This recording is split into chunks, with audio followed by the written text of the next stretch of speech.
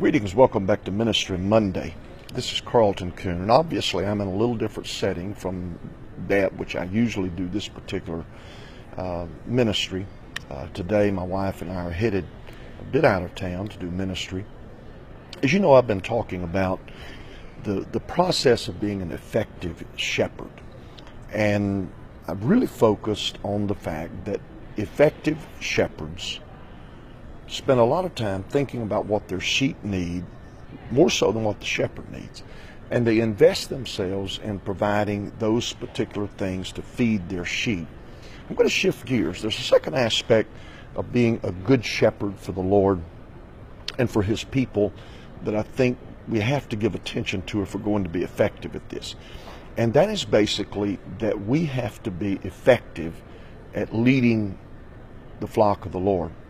Where He leads me, I will follow, is what we used to sing.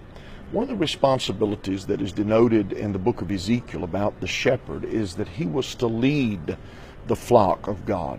And when we think about leadership, a lot of times we think about positions, we think about titles, we think about, I've been appointed as the prayer coordinator. I have a certain responsibility within the local church. I am a leader because I have a particular title. Well, actually, nothing could be further from the truth. Leadership is never based on position. Leadership is instead based on the fact that a person gains influence. And influence can happen even when a person does not have a title, when a person does not have a specific portfolio. Instead, he simply or she is simply doing the things that increase the way that people look toward them for solutions and for answers. And over the next few weeks, I'm going to be talking with you about what it looks like to establish influence, what it is like to gain influence, and then to increase a person's influence, both in individual lives, and then also increase the pool of people who look towards you as an influencer. And there are basically 5 premises that we're going to talk about. Number one is that influence is gained only through consistency and longevity. Nobody is an influencer overnight. We prove our mettle.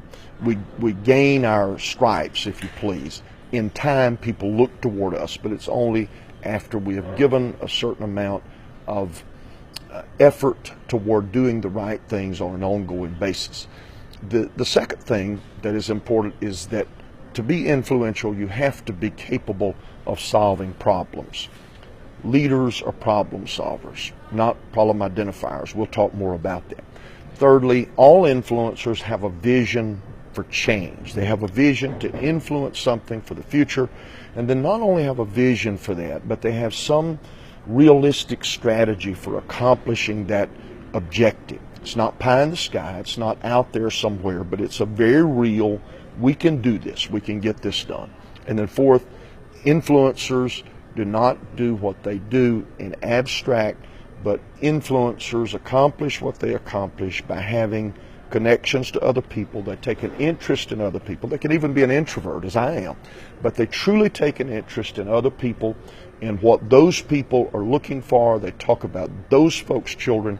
We were recently with someone, and my wife and I both noticed that the conversation was totally about them. The focus was on their life, their world, their interest. And that person limits their influence by that particular approach to life. If they had wanted to know more about the rest of the people sitting around the table, it would have been much more impacting on people looking to them as influencers.